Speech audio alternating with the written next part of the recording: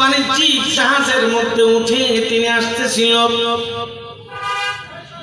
প্রতিমধ্যে ঝড়ের কবলে পড়ছে, দুর্ঘটনার কবলে পড়ে জাহাজ তলায় যায়।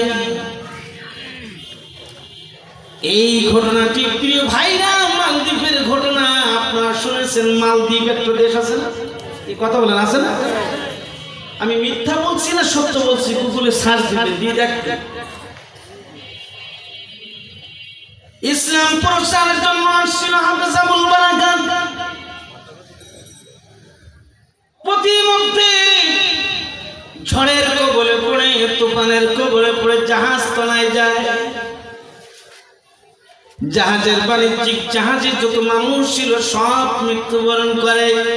আল্লাহ পাকের ইচ্ছায় যার সিনার ভিতরে আল্লাহর কালাম কোরআন ছিল, হাফেজ আবুল বারাকাত সাঁতার দিতে দিতে মালদ্বীপের কিনারে যায়।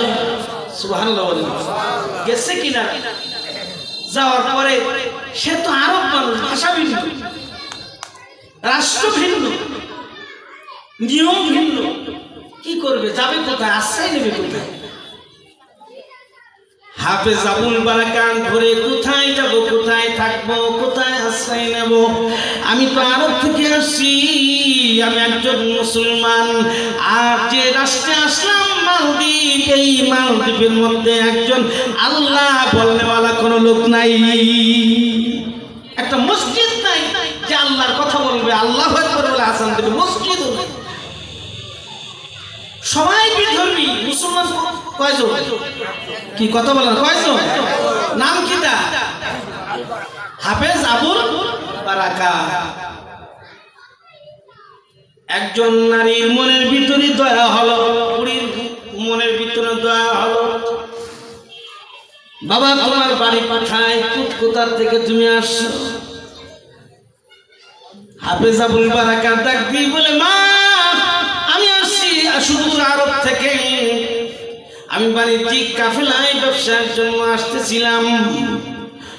প্রতিমধ্যে মালদ্বীপের জাহাজ ঝড়ের কবলে পড়ে জাহাজ তলায় যায়, সবাই মারা গেছে, আমি বেঁচে গেছি, আল্লাহ আমাকে বাঁচাইছে। ও মা, আমি একজন মুসলমান, আমার নবীর নাম মুহাম্মদুর রাসূলুল্লাহ সাল্লাল্লাহু আলাইহি ওয়াসাল্লাম। আমি যার উপাসনা করি, যার ইবাদত করি, আমার মালিকের নাম হচ্ছে আল্লাহ। সবাই চিল্লে বলেন সুবহানাল্লাহ। আমার থাকবো কোথায়, যাবো কোথায়? আমার নেওয়ার তো কোনো লোক নাই। বুড়ি মহিলা ডাক দিয়ে বললেন, বাবা হাফেজ আবুল বারাকাত তুমি আমার বাড়িতে অবস্থান করো, বাবা তুমি আমার বাড়িতে থাকো, আল্লাহু আকবার, কোনো সমস্যা নাই। প্রিয় ভাইরা, হাফেজ আবুল বারাকাত ওই মহিলার বাড়িতে থেকে জঙ্গলে গাছ কাটতো, কাঠ কাটতো, কাঠ বিক্রয় করে নিজে চলতো। বন্ধুরা, হঠাৎ করে একদিন দেখে কাঠ কেটে মাথায় নিয়ে যখন হাফেজ আবুল বারাকাত আসছে মহিলার বাড়িতে আসার পরে কাঠের বোঝা যখন ফেলাইছে, তাকায় দেখে বারান্দায় বসে বসে ওই মহিলা হাউমাউ করে কাঁদতেছে। হাফেজ আবুল বারাকাত ডাক দিয়ে বলে, আমি জিজ্ঞাসা করলাম, মা আপনি কেন কাঁদেন? মহিলা ডাক দিয়ে বলতেছে, বাবা হাফেজ আবুল বারাকাত অল্প একটু পরেই আমার মেয়েকে এরা ধরে নিয়ে যাবে, আমার মেয়ের মৃত্যু নিশ্চিত, আমার পরিবার টুকরা সন্তান এরা যে নিয়ে যাবে, মৃত্যু নিশ্চিত। আমি মা জেনে কেমনে আমি সহ্য করতে পারি, এই জন্য সন্তানের মায়ায় আমি কাঁদতেছি। মা কেন তোমার সন্তানকে আরবিরা নিয়ে যাবে? এই দেশের রাষ্ট্র কেন আপনার মেয়েকে নিয়ে যাবে? ডাক দিয়ে বলতেছে, বাবা হাফেজ আবুল বারাকাত তুমি তো জানো না মালদ্বীপের ইতিহাস হলো প্রতি বছর একটা করে ঝড় হয়, এত প্রবল ঝড়, এত মারাত্মক ঝড় হয়। ওই ঝড়ের কবলে আল্লাহু আকবার পড়ে লাখো লাখো মানুষ মারা যায়। ওই ঝড় থেকে যদি বাঁচতে হয়, বাদশাহ এই মালদ্বীপের সরকার লটারি করে প্রত্যেক বছর একজন নারীর নাম আল্লাহু আকবার বাদায়। যে নারীর নাম বাদে ওই নারীকে সাগরের মধ্যে ফেলালে তারপর উত্তল সাগর ঠান্ডা হয়, এর আগ পর্যন্ত আর ঠান্ডা হয় না। তো তাই নাকি প্রিয় ভাইরা? উত্তর উত্তাল সাগরকে ঠান্ডা করতে এ কি কোনো মানুষের নদীর ভিতরে কি দেওয়া লাগবে না? এক উমর রাদিয়াল্লাহু তাআলা চিঠি পাঠাইছেন নীল নদী। কোন জায়গা? নীল নদী। কি পাঠাইছে? মানুষ চিঠি পাঠায় মানুষের কাছে, আর তিনি চিঠি পাঠায় কার কাছে? নদীর কাছে। হ্যাঁ নদী, তুমি যদি আল্লাহর হুকুমে বহমান হও তাহলে তোমার ভিতরে যে পানি আছে সেটা যেন চালু হয়ে যায়। ফেলাই দিছে, সাথে সাথে সিটি হেলতে দেরি, নীল নদে পানির জোয়ার বইতে দেরি হয় না। সবাই জোরে কাছে মুসলমান তো একই রে। আমার আব্বাজিরা হাফেজ আবুল বারাকাত ডাক দিয়ে বলে, মা আপনার চিন্তা করা লাগবে না। কেন বাবা চিন্তা করা লাগবে না? বলে আমাকে সাজায় দেন, আপনার মেয়ের কাপড় আমার পরায় দেন। তুমি তো পুরুষ মানুষ। মা আমার তো মোজ দাঁড়িয়ে ওঠে নাই, আমি আরো যুবক, আমার সুন্দর চেহারা, আমি নারীদের পোশাক পরলে ওরা বুঝতে পারবে না, আমাকে দিয়ে দেন। মহিলা কান্দে ডাক দিয়ে বলে, হাফেজ আবুল বারাকাত রে, আরব থেকে আসছো, এই দেশে কোনো মুসলমান নাই, কেউ তোমার ঠাই জায়গা দেওয়ার তোমার কেউ দেয় নাই, জায়গা দিতে পারে নাই, আমি তোমার জায়গা দিয়েছি। ও হাফেজ আবুল বারাকাত, আমি শুনে শুনে কেমনে তোমাকে মৃত্যুর কোলে আমি ঠেলে দিই, এটা আমার দ্বারা সম্ভব না। হাফেজ আবুল বারাকাত চ্যালেঞ্জ করলেন, ডাক দিয়ে বললেন, মা আপনি আমাকে সাজাইয়া দেন, আমি আল্লাহ পাকের যে আল্লাহর ইবাদত করি, যে নবীর উম্মত আমি, যার কালাম আমার সিনার ভিতরে আছে, আমার আত্মবিশ্বাস মা এই সিনার ভিতরে আল্লাহর কালাম কোরআন থাকার কারণে মা আমাকে ধ্বংস তো করবেই না, পুরা মালদ্বীপবাসী বেঁচে যাবে। আমরা তো মনে করি মুখে জনে বেঁচে গেছি, মুখে জনে বেঁচে গেছি। না, তোমরা তো জানো না, এদেশের মাটিতে, এই দেশের মাটিতে গভীর রাতে তাহাজ্জুদের সময় ছোট্ট ছোট্ট বাচ্চা, আল্লাহু আকবার, সবাই যখন ঘুমায় থাকে, আল্লাহ পরীক্ষা করতে হেফজখানায় নিজেরা নিজেদের লুঙ্গি পর্যন্ত ঠিক করে পড়তে পারে না, এমন বাচ্চারা গভীর রাত্রে উঠে পড়ে। আর রহমান তাহা ইয়াসিন, আযাবের ফেরেশতা ডাক দিয়ে আল্লাহ আযাব দিতে পাঠাইছিলেন ওই যে পাবলা হাফিজিয়া মাদ্রাসায়, গভীর রাত্রে দেখলাম ছোট্ট ছোট্ট বাচ্চারা তোমার ডাক দেয় রহমান বলে, মালিক রে, ইয়াসিন বলে ডাক দেয়, তাহা বলে ডাক দেয়, মালিক রে এখন বলো ওই পাবলাবাসীকে আযাব দেব কিনা? আল্লাহ ডাক দিয়ে কয়, আয় আয় আয়, আযাবের ফেরেশতা ফিরে আয়। ওই যে ছোট্ট ছোট্ট বাচ্চারা গভীর রাতে আমি মালিকের ডাক দিছে, আমি আর মালিকের ইজ্জতের কসম কেটে বললাম ওই পাবলাবাসী থেকে আমি আযাব সরাইয়া দিলাম। ভাইরা আমার, ইজ্জত সম্মান বেঁচে থাকা কোরআনের ওসিলায়। যারা বলে কিসের ওসিলায়? একদিন এই পৃথিবীতে কোরআন থাকবে না। কোরআন যদি না থাকে তাহলে আসমান থাকবে না। কি কথা বলেন না কেন? কোরআন যদি না থাকে কি থাকবে না? কোরআন যদি থাকবে না, শুনুন, আসমান আসমানের জায়গায় থাকবে না, জমিন জমিনের জায়গায় থাকবে না, পাহাড় পাহাড়ের জায়গায় থাকবে না, চন্দ্র চন্দ্রের জায়গায় থাকবে না, সূর্য সূর্যের জায়গায় থাকবে না। ফজরের সময় মসজিদে যাবে ইমাম সাহেব নামাজ পড়ানোর জন্য, যাইয়া যখন ইমাম সাহেব মুসাল্লিদের পিছনে নিয়ে আল্লাহু আকবার বলে হাত বাঁধবেন, সূরা ফাতিহা পড়তে যাইবে, ইমাম সাহেবের সূরা ফাতিহা মনে আসবে না, মুসাল্লিরা লুকমা দিতে যাবে, মুসাল্লিদের মনে আসবে না, মসজিদে থাকবে কোরআন শরীফ খুলতে যাবে, খুলে দেখবে সাদা পৃষ্ঠা আছে, কিন্তু আল্লাহর কালাম কালাও হরফ ক্লিয়ার না।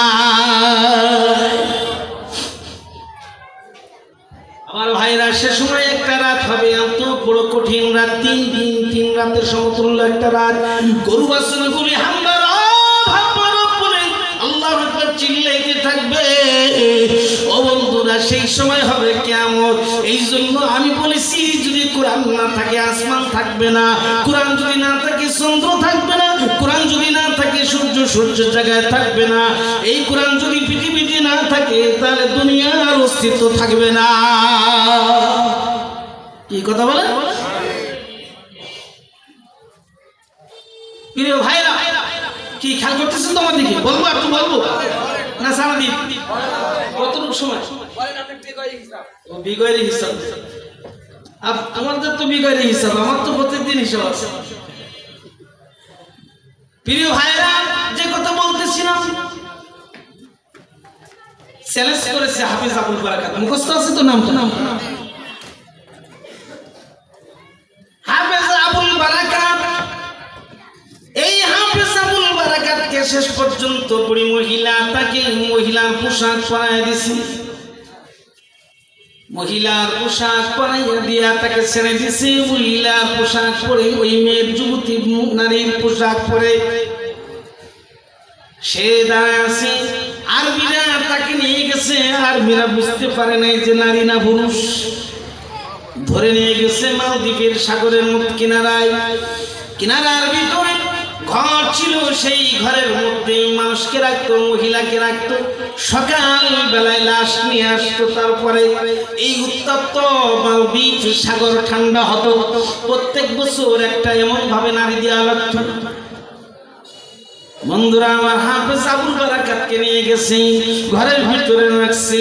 যখন নাকি তুফান শুরু হয়েছে, ঝড় শুরু হয়েছে, প্রত্যেক বছর একটা নির্দিষ্ট সময় ছিল, ওই সময় ঝড় আর তুফান হতো। হাফেজ আবুল বারাকাত ওই ঘরের ভিতরে গিয়া আল্লাহু আকবার, যখন নাকি আর্মিরা নিয়ে গেছে বিপদ থেকে রাষ্ট্রকে বাঁচানোর জন্য, ওনাকে বসাই দিছে। আর্মিরা চলে আসছে ঘরের মধ্যে। আল্লাহু আকবার বসে বসে গুনগুন করে আল্লাহর কালাম সিনার ভিতরে আছে, কুরআন শরীফ পড়া শুরু করে দিছে। তারা শুরু করে দিছে। আল্লাহর কালাম কুরআন পড়লে মজা লাগে না খারাপ লাগে? আরো জোরে বলে। ইমাম সাহেব তো জীবনে বহুত বদলাইছে, নেতা বহুত বদলাইছেন, ইমাম বদলাইছেন, কত কিছু যে বদলালেন।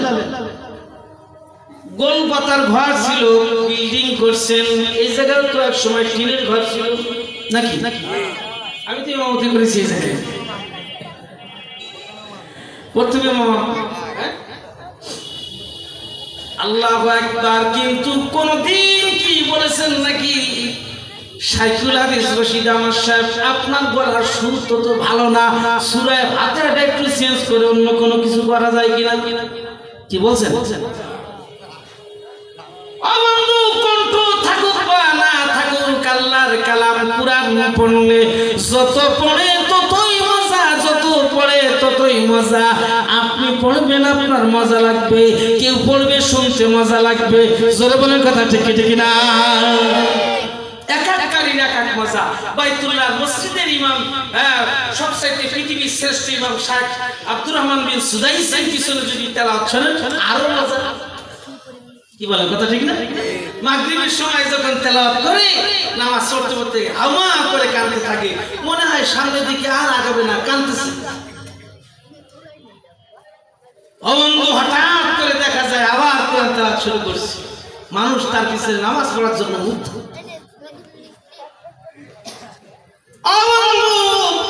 এই পৃথিবীর থেকে কত কারীরা চলে গেছে, যাদের কণ্ঠে আমরা কোরআন শুনতাম, কি মধুর যে লাগতো। কারি আব্দুল বাসেত অন্যতম। সর্বনের কথা ঠিকই ঠিক না? কারি আব্দুল বাসেত আপনারা সার্চ দেবেন, ইউটিউবে দেখবেন তার কোরআন তেলাওয়াত কত মধুর, কত টান, কত সুন্দর।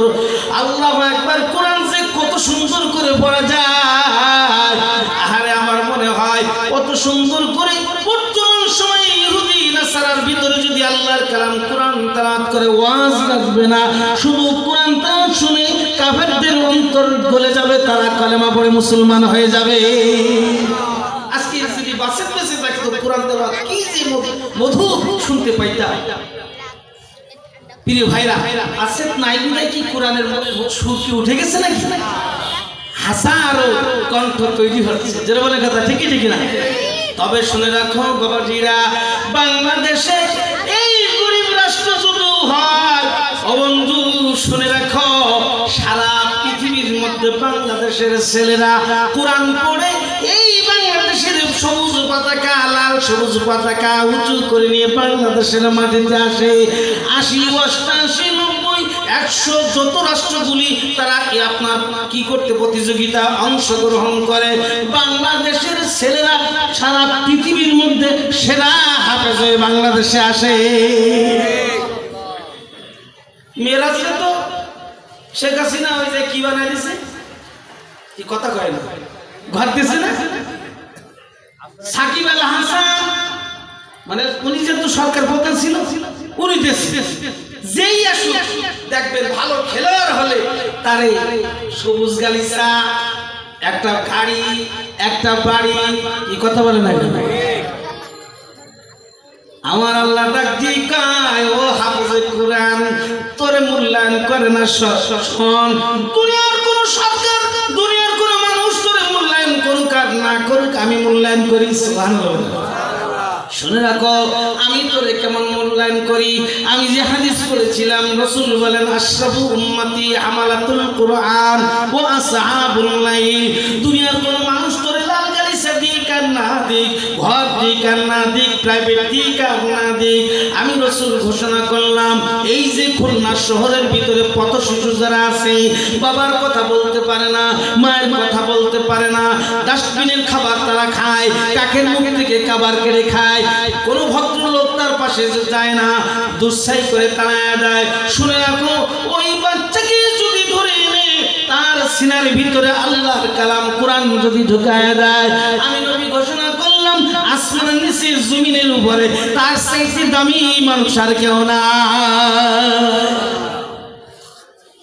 ওই দামি মানুষ কি জোরবার কথা, ঠিকই ঠিক না।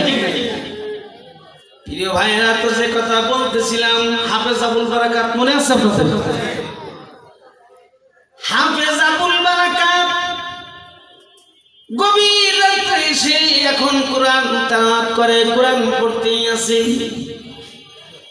প্রিয় ভাইরা, ঝড় তুফান যতই আসুক না কেন খেয়াল নাই, শুধু কোরআন পড়ে আর আল্লাহর কাছে কান্নাকাটি করে। ঝড় তুফান শেষ হয়ে গেছে, আরে হাফেজ আবুল বারাকাত ফজর মুক্ত হয়ে গেছে, উযু বানাইয়া সাগরের কিনারায়, মালদ্বীপের সাগরের কিনারায় নামাজ পড়ছে। সুবহানাল্লাহ। নামাজ পড়ে বসে আছে। সকালবেলা আরবিরা আসছে লাশ নিতে, কি নিতে? লাশ নিতে আসছে। সকালবেলায় লাশ নিতে আসে, লাশ নিতে আসছে। আসার পরে দেখে যে এক আজীব মানুষ, ঝড় তুফান হয়ে গেছে, কিন্তু যাকে নিয়ে গেছিলাম ঘরের মধ্যে, আল্লাহ সে তো সুন্দর সুস্থ ভাবে বসে আছে। আরে যখন তার কাছে গেছে আর্মিরা, তখন জিজ্ঞাসা করতেছে, তুমি বাঁচলে কেমনে? বলে, আমার বাঁচাইছে আমার আল্লাহ। শুনে তারা আশ্চর্য হয়ে গেছে। সবাই জোরে বলেন সুবহানাল্লাহ। আল্লাহ বলনেওয়ালা লোক তো এই মালদ্বীপের মধ্যে নাই, এ বলতেছে এই তোমার বাড়ি কোথায়? বলে, আমার বাড়ি হচ্ছে আরবে। কিভাবে আসছো? এইভাবে আসছো। আমি একজন পুরুষ। কেন এখানে আসছো? সব খুলে বলেছে। তখন উনি বলতেছে, আর্মিরা বলতেছে, আচ্ছা তাহলে কোরআনের ওসিলায়, মুসলমানদের যে ধর্মগ্রন্থ আছে কোরআন, এই কোরআনের ওসিলায় এত বড় বিপদ থেকে আল্লাহ বাঁচাইছে? বলে, হ্যাঁ বাঁচাইছে। চলো বাদশার কাছে। বাদশার কাছে হাফেজ আবুল বারাকাতকে নিয়ে গেছে। হাফেজ আবুল বারাকাতকে নিয়ে যাওয়ার পরে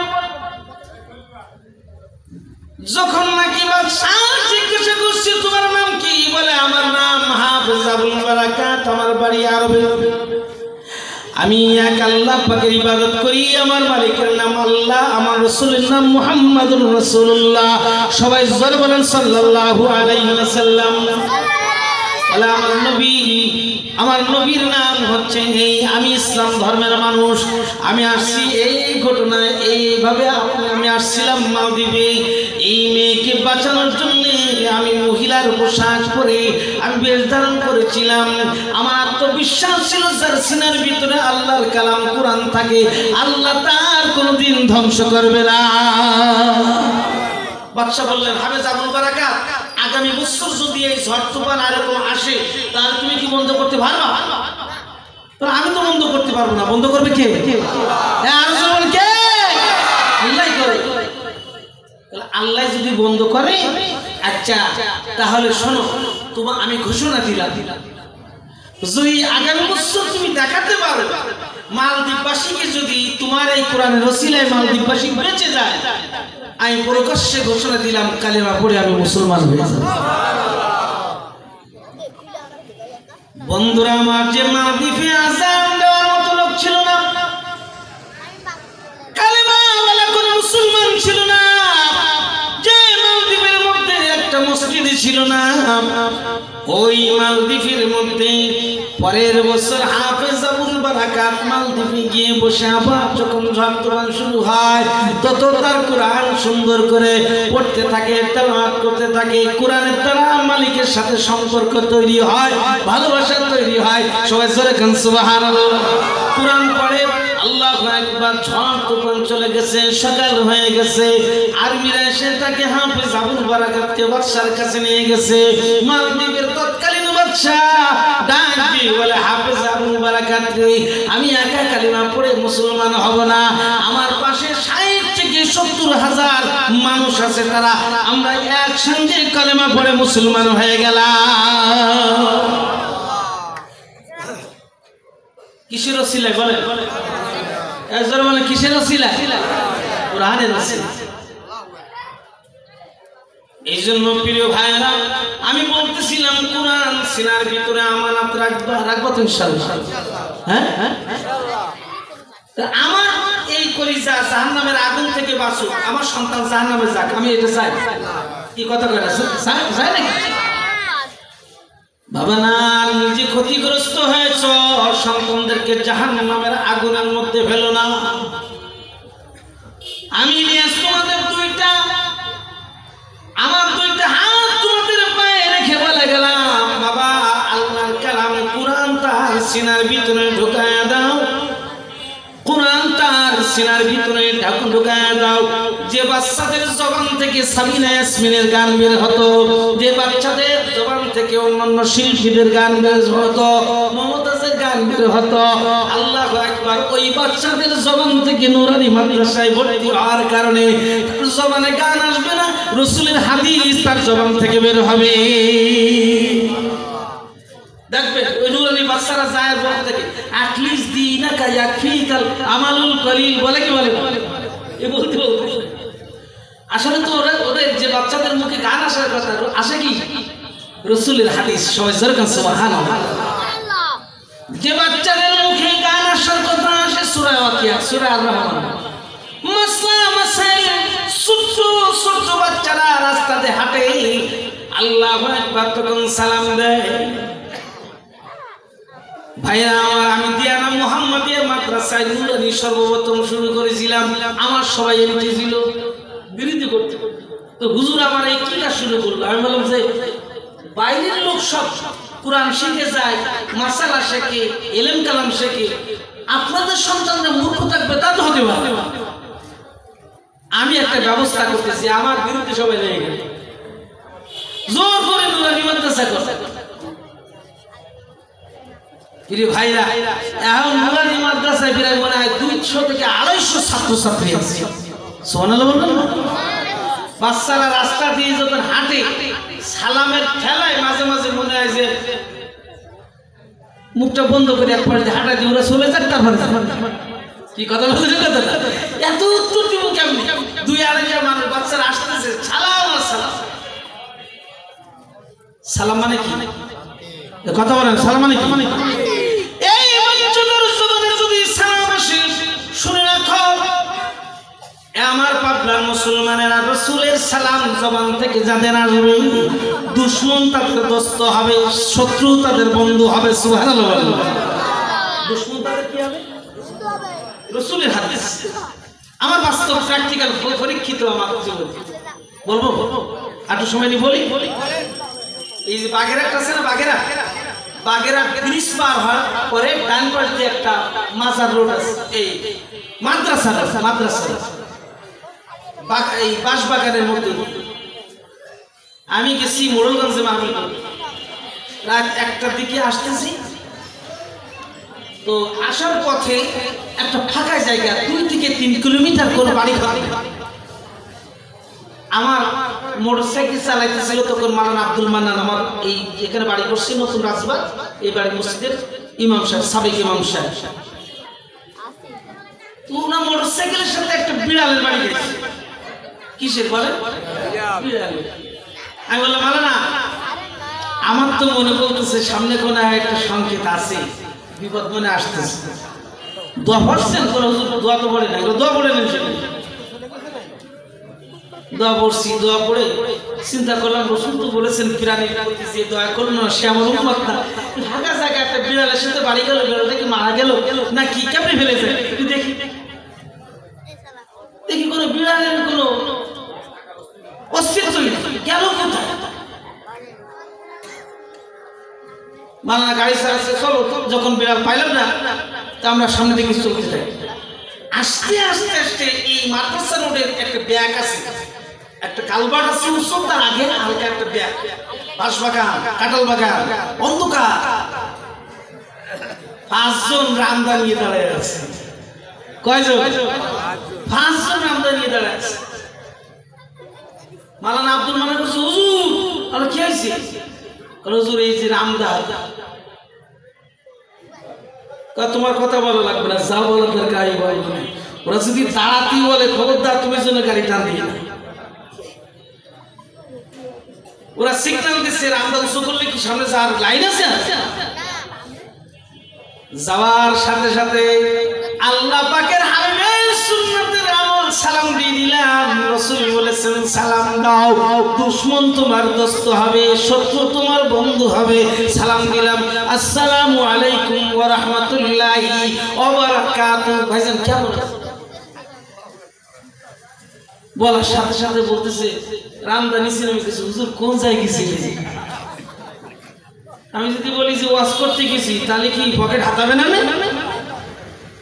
তা তো হাতাবে। চিন্তা করলাম একটু মানতে কি মানতে কি বলছেন যুক্তি কি বললাম? বললাম ভাই দাওয়াতের কাছে গিয়েছিলাম। কি কাছে? ওয়াজ মাহফিল, ওয়াজ এটা দাওয়াত না?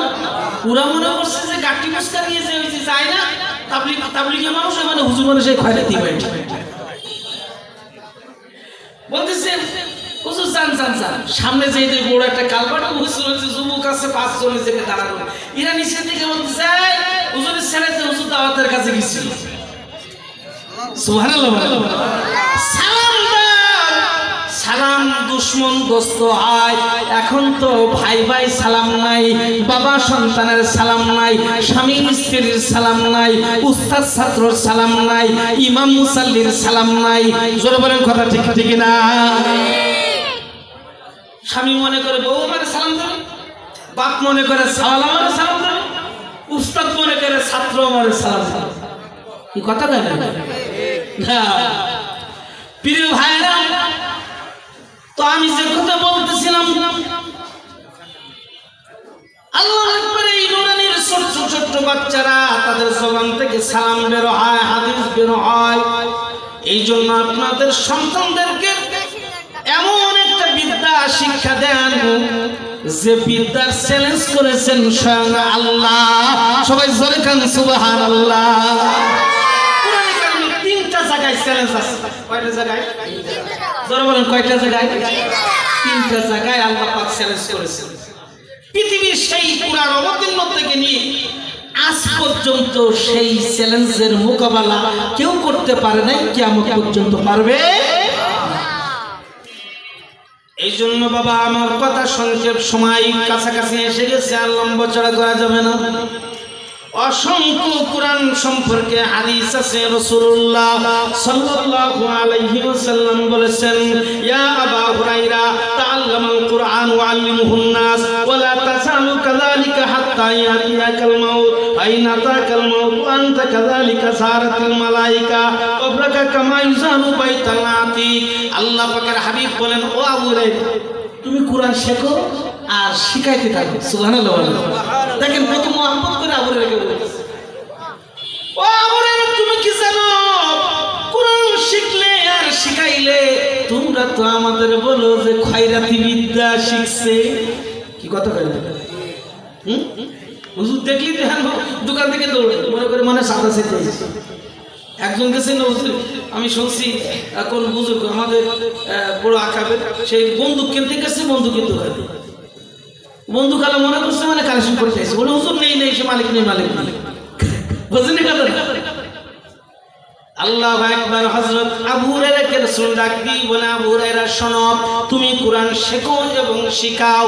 ও আবু হুরায়রা তুমি কোরআন শিখে এবং যদি শিখাইতে পারো আবু হুরায়রা আমি বলে গেলাম ওই যে কাবা ঘর মক্কায় আমার রাসূলের যেখানে জন্ম তার বাড়ির পাশে আল্লাহর ঘর কাবা, পৃথিবীর সর্বপ্রথম মসজিদ। সবাই জোরে বলেন সুবহানাল্লাহ। ও আবু হুরায়রা পৃথিবীর আনাচে কানাচ থেকে এখানে আসে, কাবা শরীফে তোয়াফ করতে থাকে। সাতটা ঘুরলে দিলে একটা আপনার একটা তোয়াফ হয়। ওই যে কাবা শরীফে তোয়াফ করে লক্ষ লক্ষ মানুষ পৃথিবীর আনাচে কানাচ থেকে আসে। আবু হুরায়রা রে শোনো, তুমি যদি কোরআন শিখো আর কোরআন শিখাইতে শিখাইতে মৃত্যুবরণ করো, আবু হুরায়রা আমি রাসূল বললাম আসমান থেকে অসংখ্য ফেরেশতা জমিনে অবতরণ করবে। আবু হুরায়রা তোমার কবর ওইভাবে ফেরেশতাদের মতো তোয়াফ করতে থাকবে যেভাবে মানুষ কাবাকে তোয়াফ করে। সবাই চিল্লায়ে বলেন সুবহানাল্লাহ। যেভাবে মানুষ কাবাকে তোয়াফ করে প্রদক্ষিণ করে ঠিক তোমার কবর আসমান থেকে ফেরেশতা দুনিয়া অবতীর্ণ হয়ে তোমার কবরকে ওইভাবে কি করবে? তোয়াফ করতে থাকবে। আবু হুরায়রা তুমি কোরআন শেখো এবং শিখাইতে থাকো। শিখাবেন ছেলে মেয়েদের না, ওই শিখালে তো আপনাদের ভাত খাবার জড়বে না। তো ব্যাংকার বানান, কি বলেন, মেজর বানান, কর্নেল বানান, ডাক্তার বানান, ডক্টর বানান। বাবা দুনিয়ার মূল্য বুঝলে কিন্তু জানাজার নামাজের কোনোদিন খবর মিলে না। ডাক্তার এসে এই পাবলা ইসাকিয়া মসজিদের ইমাম সাহেবকে ডাক দিয়ে বলে, ইমাম সাহেব হুজুর আপনি আল্লাহু আকবার আমার বাবার জানাজাটা পড়ান। আল্লাহু আকবার। ডক্টর এসে বলে আমার বাবার জানাজাটা আপনি পড়ান। কি কথা বলেন? আর সে মোহাম্মদ দাসের মতো বন্ধ করে দাঁড়ায় থাকে। অন্তত ছোটবেলায় এই বাচ্চাকে যদি কোরআন শিক্ষা দিতা, মাসালা শিক্ষা দিতা, ও বাচ্চা ডাক্তার হতো, ডক্টর হতো, ইঞ্জিনিয়ার হতো, যা পৃথিবীর যা কিছু হতো না কেন, যদি তার বাল্যকালে জীবনে সর্বপ্রথম আল্লাহর কালাম কোরআন যদি ঢুকাই দিতে, ওই বাচ্চা কোনদিন কোরআন বলতো না, অন্তত বাবা মার জানাজা পড়াইতে সে পারত। কি জোর কথা ঠিক না? এই জন্য প্রিয় ভাইরা আপনাদের কাছে দাবি মাদ্রাসায় বাচ্চাদেরকে পড়াবেন তো ইনশাআল্লাহ। আমার ভাইরা ছোট্ট একটা কথা বলেই শেষ, আর সামনে আগাবো না। বন্ধুরা আমি ওই যে কয়েকদিন আগে আমি বলতেছিলাম মোল্লার মোড়ে সম্ভবত আপনার কি 3 দোকানের মোড়ে মাহফিলে বলতেছিলাম একটা ঘটনা। বাজানেরা ছোট্ট একটা বাচ্চা বুকে কোরআন শরীফ নিয়া বাবা মারা গেছে, দুনিয়ার থেকে বিদায় হয়ে গেছে। আল্লাহু আকবার। বাবার ওসিয়ত ছিল তার কবরটা আহারে কবরের পাশে দাঁড়াইয়া কোরআন শরীফ তেলাওয়াত করার জন্য। ও বন্ধু আল্লাহু আকবার। ওই সন্তান দেখে একজন আলেম দেখতেছে বাচ্চাটা বুকে কোরআন শরীফ লাগাইয়া হাঁটতেছে কুয়াশার মধ্যে, যায় কোথায় কবরস্থানে যায়, পিছনে তাকায় দেখে বোরকা পরা এক মহিলা বাচ্চাকে ডাক দিয়ে বলতেছে বাবা তুমি যাও কোথায়? বলে আমি যাইতেছি কবরস্থানে। কেন তুমি যাইতেছো? বলে হুজুর হুজুর ওই কবরের মধ্যে আমার আব্বা শুয়ে আছে। বাবা তুমি যে আসছো তোমার কি ভয় লাগে না? বলে না, আমার পিছনে মা বোরকা পরে আমার সঙ্গী হয়ে আসছে। সবাই জোরে বলেন সুবহানাল্লাহ। এই তখন বাচ্চা দুই চোখে চোখের পানি ছেড়ে দিয়ে কান্দে আর ডাক দিয়ে বলে, হুজুর আমার আব্বা বড় আশা করে নিয়ে মাদ্রাসায় পড়াইছিল, আমার কোরআন শিখাবে, এই সিনার ভিতরে আল্লাহর কালাম কোরআন আমারে ঢুকাবে, আমার আব্বা হাফেজ কোরআনের বাবা হবে, দেখার ইচ্ছা ছিল। আমার বাবা হাফেজ হিসেবে আমাকে দেখতে পারে নাই। হুজুর যেদিন আমি কোরআন শরীফ ধরব, ওই দিন আমার আব্বা একজন কোরআন শরীফ কিনে দিয়েছে আর বৃষ্টি কিনে দিয়ে বলছে, বাবা তুমি যাও মাদ্রাসায়, তাইয়া তোমার উস্তাদের কাছে জমা দাও, তুমি কোরআন শরীফ যে সময় ধরবা আমি হাজির হয়ে যাব। এ আমার পাবলার বাসীরা, আমার আব্বাজিরা, আল্লাহু আকবার। ছোট্ট বাচ্চা দাঁড়াইয়া হাউমাউ করে কান্দে আর ডাক দিয়ে বলে, হুজুর যখন আমি কোরআন শরীফ ধরব এমন সময় আব্বার কাছে আমি যোগাযোগ করলাম, ফোন দিলাম, আমি শুনলাম আমার আব্বা স্ট্রোক করে হাসপাতালে, তাকে নেওয়া হয়েছে। আমার আব্বা কোরআন শরীফ ধরার সবক অনুষ্ঠানে থাকতে পারে নাই। আল্লাহু আকবার। কিছুক্ষণ পরে আমি সংবাদ পাইলাম আমার আব্বা আমার নাকি তালাশ করতেছে। উস্তাদের কাছে ফোন আসলো, উস্তাদ আমাকে ছেড়ে দিল, বাবা যাও তাড়াতাড়ি বাবার কাছে যাও। আমি চলে গেলাম হাসপাতালে। আমার আব্বার জীবনের শেষ কথাটা শুনবার জন্য আমি আব্বার পাশে যাইয়া যখন বসি, আমার আব্বা তখন কানে কানে ডাক দিয়ে আমাকে ফিস ফিস ফিস করে বলতেছে, বাবা এই দুনিয়া আর 5 মিনিটের মেয়াদ মনে হয় আবার শেষ হয়ে গেছে, এই দুনিয়ায় আমি আর থাকবো না রে বাবা, আখিরাতের বাড়ির দিকে রওনা হয়ে যাইতেছি। বাবা তোমার সাথে আর যদি আমার জীবনে সাক্ষাৎ না হয়, তোমার কাছে একটা দাবি রেখে গেলাম, মাঝে মাঝে কবরের পাশে দাঁড়াইয়া সূরা ইয়াসিন তেলাওয়াত করে আমারে শোনাইও। আল্লাহ হুজুর আমার ওই বাবা ওসিয়ত পালন করবার জন্য আমি এই গভীর রাতে আমার মাকে সাথে করে নিয়ে কবরস্থানের পাশে আসিয়া দাঁড়াইয়া আল্লাহু আকবার, আমি আমার আব্বার কবরের পাশে দাঁড়াইয়া কোরআন আমার বাবাকে শোনাই। সবাই জোরে দেন সুবহানাল্লাহ। হুজুর আমার বাবাকে কোরআন শোনাই। ও বন্ধুরা, কোরআন পড়া শেষ হয়ে গেলে, সূরা ইয়াসিন শেষ হয়ে গেলে আমার বাবার জন্য দোয়া করি। আমার আব্বাজিরা, পাপলার মুসলমানেরা, শোনো, তোমার সন্তানকে যদি কোরআন শিখাও, অন্তত ওই বাচ্চা কবরের পাশে দাঁড়াইয়া কানবে, জুমার নামাজের পরে কানবে, 5 ওয়াক্ত নামাজের পরে দুখানি হাত উঁচু করে ডাক দিয়ে বলবে, রব্বির হামহুমা কামা রব্বায়ানি সগীরা, রব্বির হামহুমা কামা রব্বায়ানি সগীরা। বাবা আল্লাহু আকবার। সন্তান যদি নামাজি হয় বাবার খোঁজ নেবে, মায়ের খোঁজ নেবে। আর সন্তান যদি নামাজি না হয়, কোরআনওয়ালা না হয়, বছরে একবার কিন্তু তোমার কবরের পাশে যাইয়াও দাঁড়াবে না, মসজিদে নামাজে যাইয়া তোমার কাছে তোমার জন্য দোয়া করবে, আল্লাহর কাছে তাও করবে না। জোরে বলেন কথা ঠিক কি ঠিক না? এই জন্য আমি আপনাদের বলি, আপনাদের সন্তানদেরকে ছোটবেলায় বাল্যকালে অন্তত কোরআনটা সিনার ভিতরে ঢুকায় দাও, জাহান্নামের আগুন তার কলিজায় লাগবে না। তুমি যদি সিনার ভিতরে কোরআন না দাও, কিয়ামতের ময়দানে সন্তান দাঁড়ায় যদি ডাক দিয়ে বলে, আল্লাহ আমার আব্বাকে জাহান্নামে দেওয়া লাগবে, আমার মাকে জাহান্নামে দেওয়া লাগবে, আজকে এত বড় জাহান্নামের আগুন আমার সিনার ভিতর লাগছে আমার বাবা মায়ের কারণে। বাল্যকালে যদি আমার সিনার ভিতরে কোরআন যদি ঢুকায় দিত, আমি নাস্তিক হতাম না, আমি খোদাদ্রোহী হতাম না, আমি রাসূলের দুশমন হতাম না। জোরে বলেন কথা ঠিক ঠিক না? এই জন্য সন্তানদেরকে কোরআন শিখাবেন, শিখাবেন তো ইনশাআল্লাহ। কে কে শিখাবেন এটা আল্লাহ আকবার বলে আছেন। আল্লাহ আকবার।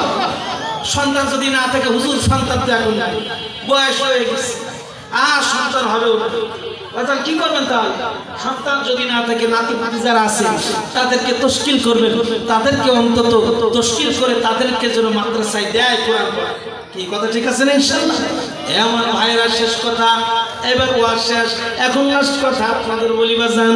এই যে পাবলা ইসাকিয়া মাদ্রাসা, আপনারা ভালো জানেন এর ইতিহাস, আমার ইতিহাস ভালো জানা নাই, তবে আমি জানি বিখ্যাত একজন আল্লাহর ওলির নামে এই মাদ্রাসা প্রতিষ্ঠিত। ইসহাক রহমাতুল্লাহি আলাইহি, সরমনা ফজলুল করিম রহমাতুল্লাহি আলাইহির আব্বা, যিনি লা ইলাহা ইল্লাল্লাহ বলে ডান দিকে মাথা ঘোরালে নদী পুকুরের পানিগুলি ডান পাশে উঠে যেত, বাম পাশে ঘোরালে বাম পাশে উঠে যেত। সবাই জোরে দেন সুবহানাল্লাহ। প্রিয় ভাইরা, আল্লাহ পাকের ওলিদের এত বড় কারামত ছিল এই দুনিয়াতে সেই ইসহাক রহমাতুল্লাহি আলাইহির নামে এই মাদ্রাসা কাবলা ইসহাকিয়া মাদ্রাসা অবন্ত মাদ্রাসা দীর্ঘদিন ধরে বন্ধ ছিল। এখন আবার চাইতেছে এই মাদ্রাসাকে চালু করার জন্য।